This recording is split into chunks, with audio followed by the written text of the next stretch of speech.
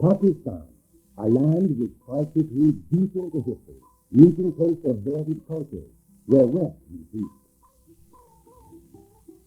A land full of contrast between rainless desert lands of sand and mountains covered with eternal snow, the fertile Punjab, crossed by 5 rivers.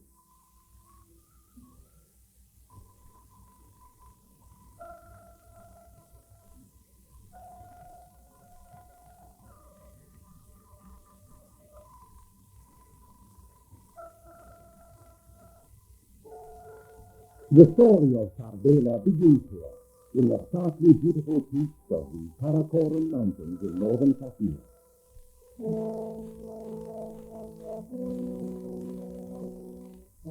From these mountains and the continuous ranges extending eastward, almost 1,000 miles into the Himalaya foothills in Tibet, comes water, the lifeblood of the nation. 74% of whose population lives by agriculture. The Indus, the main river, flows down from the mountain gorges towards the thirsty plains with its promise of future prosperity, which only man's ingenuity and determination can bring about.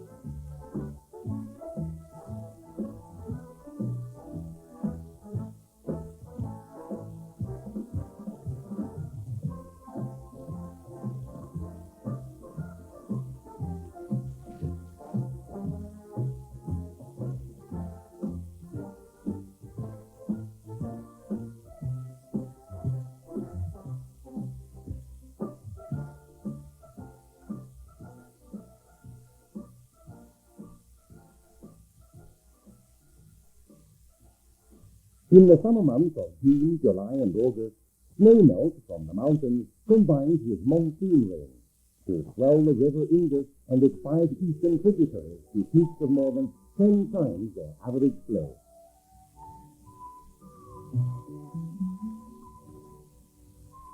And much of that precious water flows wastefully out into the Arabian Sea, or rather, it did.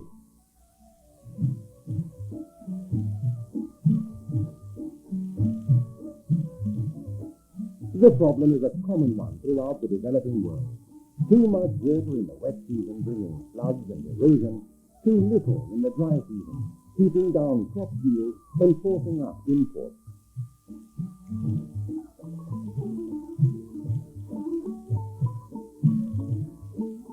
Tarbela Dam has been described as the last and most important link in the Indus Basin project, enabling the full benefits of all the previous constructions at Mangla Dam and elsewhere to be fully utilized. Tarbela therefore plays a key role in the economy of Pakistan, and when fully developed, it will be capable of generating 2,100 megawatts of electricity, and is currently producing 600 megawatts.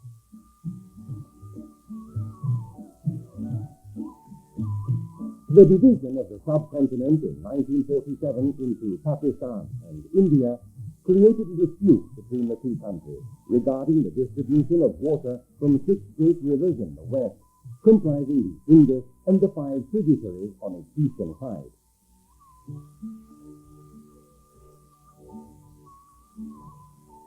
Eventually, with the help of the good offices of the International Bank for Reconstruction and Development, IBRD, and after 9 years of discussion, an engineering solution to the geopolitical problem was agreed upon. The treaty, signed in 1960, paves the waters of the 3 eastern rivers, the Sutlej, Bias, and Ravi, to India over a 10-year transition period, in return for a lump sum contribution to the engineering work necessary to transfer the water from the 3 western rivers, the Chenab, Jhelum, and Indus, to the areas in Pakistan previously fed by the 3 eastern rivers.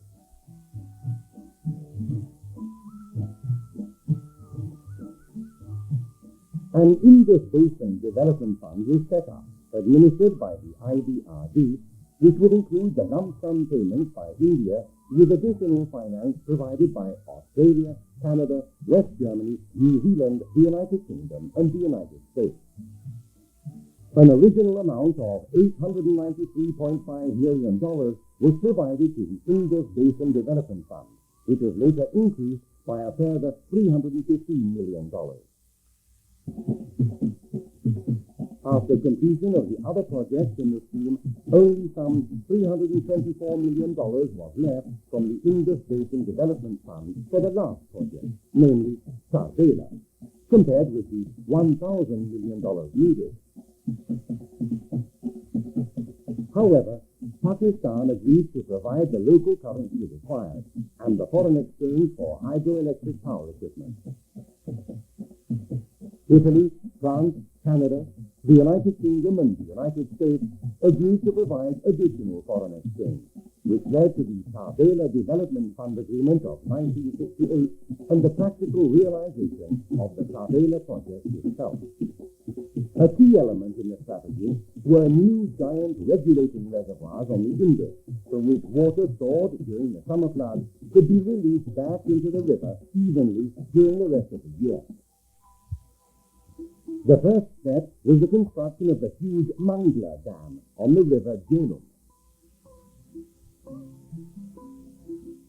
The second step was the construction of an even larger dam, creating an even larger reservoir on the river Indus. The site chosen for the reservoir was Tarbela.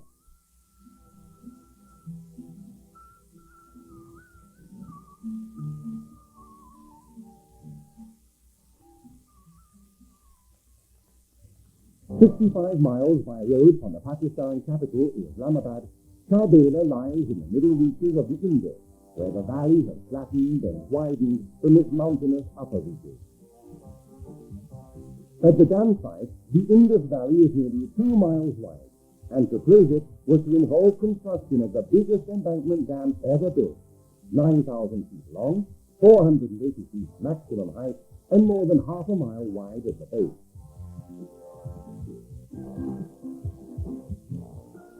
$80,000 people would need to be moved from the 30 square miles of land to be flooded by the new reservoir and moved into new small holdings in other areas.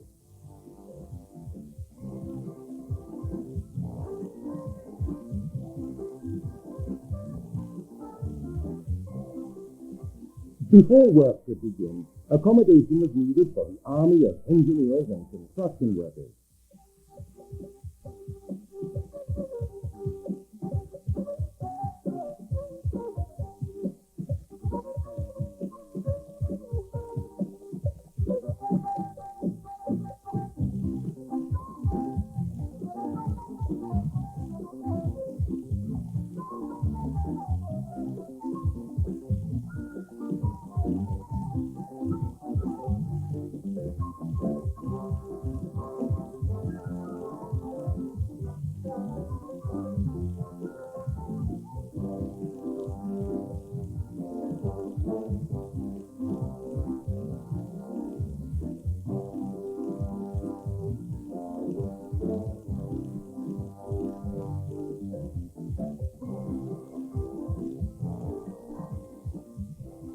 Plant was shipped in pieces and assembled in new site workshops.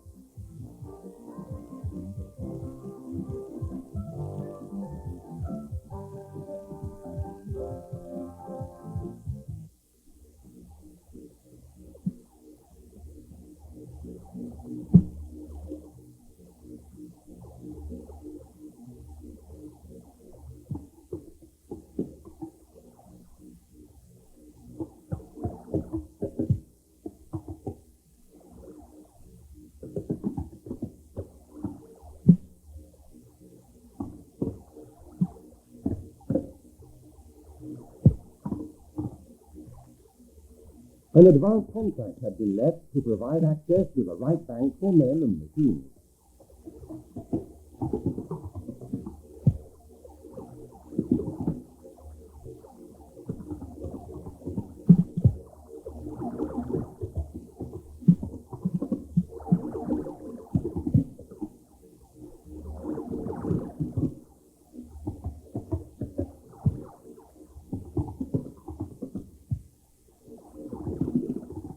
Samples from all around the reservoir area identified quarry areas for dam construction materials and concrete aggregates, and helped in the selection of construction plants.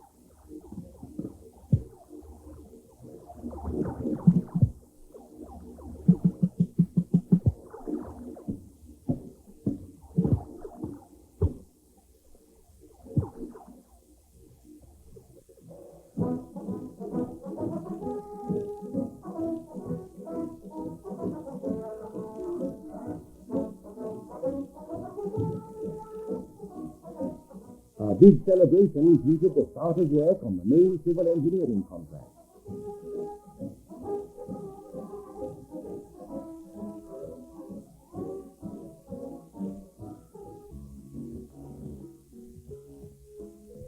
Representatives of NAFTA, of the partner firms of Tarbela Joint Venture, the All-European Contracting Consortium, of American and British consulting engineers, and of the World Bank were joined in the festivities by Pakistan's President, Ayub Khan.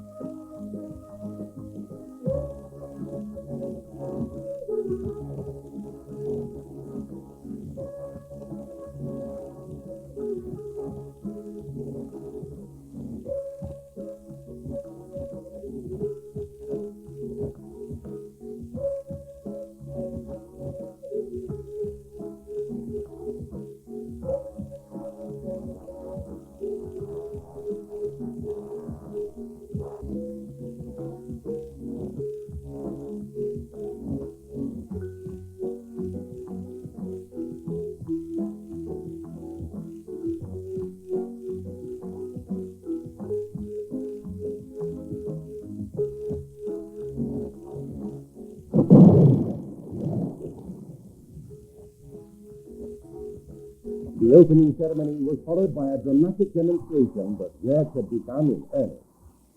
It was the first of many explosions over the next 6 years, as one of the biggest plants ever assembled for the construction of a dam set about the task of excavating, transporting, and placing some 300 million tons of rock.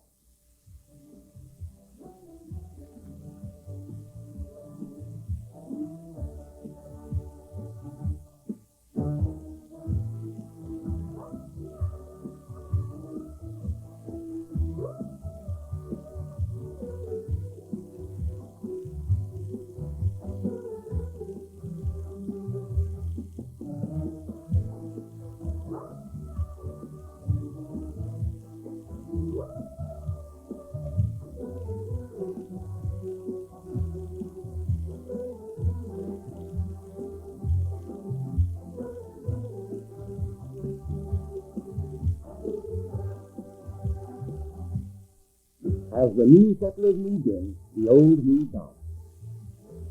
Village settlements in and around the site were abandoned, and the village provided with new accommodation and land at the government's expense.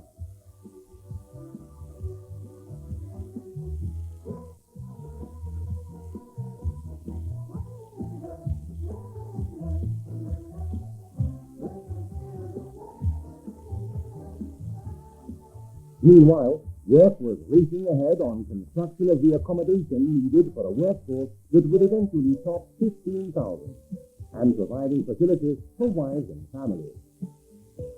A conservative estimate put the peak total in the new Tarbela community at 45,000, and records show a total of 26 nationalities. A community which has lived and left imprint in this valley for over 10 years. Families have come into being, and children have been born. For many of them, Tarbela will mean much more than a mere geographical expression.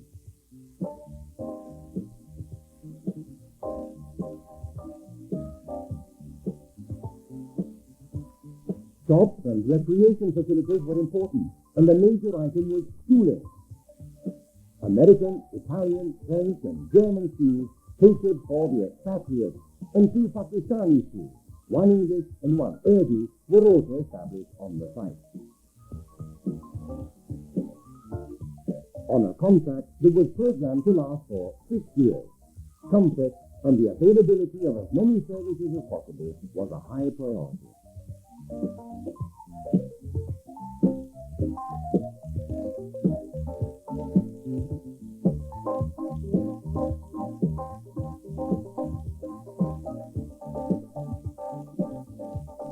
Extensive workshop facilities were vital on the remote site, and provisions of equipment, materials, and spares were speeded by construction of a rail link to the site, provided in advance by WAPTA.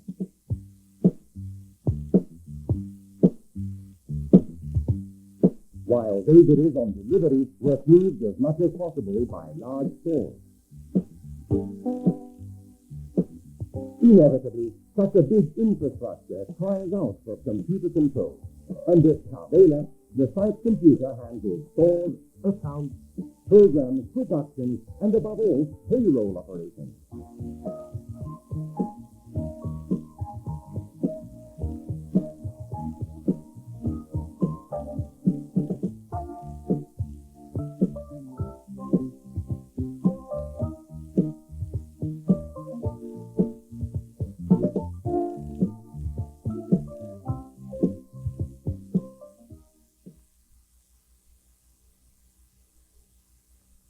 Back to the construction of the dam, and first an explanation of the three stages involved in closing the Indus Valley.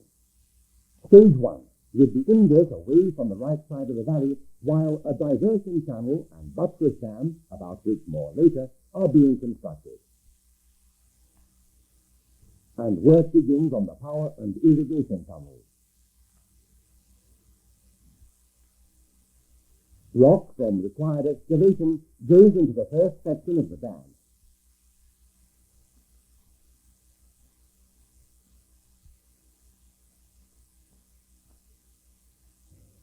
Stage 2 begins when the diversion tunnel is opened and the river course is pushed across to the right side of the valley.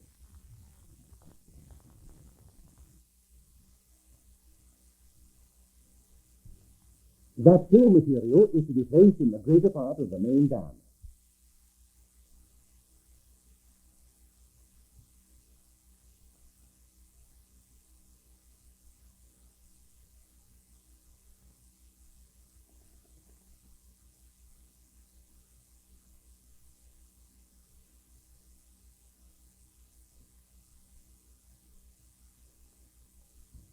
In all, the Tarbela embankment is made up of 14 different zones, each with its own specified grading of earth and rock to be used. The main water barrier is a steeply sloping impervious core, made by blending angular boulder gravel with sandy silt, both found in plenty in the borrow areas. Upstream of the core, the so-called shell zone has varying drainage properties, specially designed to safeguard the stability of the dam during rapid emptying. The downstream shell provides physical support for the core, and is also graded to prevent any seepage from developing into piping or rapid erosion. The upstream slope is protected against wave action by a heavy stone riprap, and the free draining layer prevents rain damage downstream. The core itself extends upstream of the dam along the reservoir floor, forming an impervious blanket to reduce seepage under the dam.